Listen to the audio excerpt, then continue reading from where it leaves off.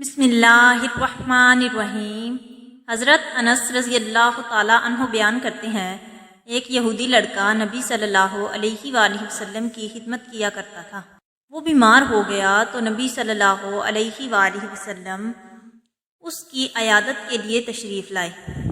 آپ صلی اللہ علیہ وآلہ وسلم نے اس کے سرہانے بیٹھ کر اسے فرمایا، مسلمان ہو جا۔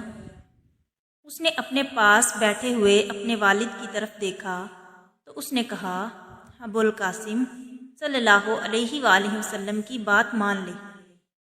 بس وہ مسلمان ہو گیا۔ تو نبی صلی اللہ علیہ وآلہ وسلم یہ فرماتے ہوئے وہاں سے تشریف لائے، ہر قسم کی حمد و تعریف اور شکر اللہ کے لیے ہے جس نے اس کو جہنم سے بچا لیا۔ مشکوٰۃ المصابیح حدیث نمبر 1574۔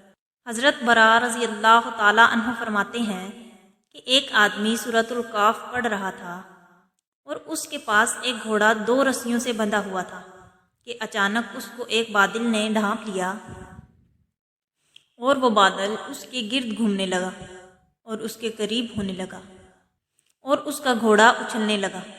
پھر جب صبح ہوئی تو وہ نبی صلی اللہ علیہ وآلہ وسلم کے پاس آیا اور اس کا ذکر کیا تو آپ صلی اللہ علیہ وآلہ وسلم نے فرمایا کہ یہ سکینہ ہے جو قرآن مجید کی وجہ سے نازل ہوا۔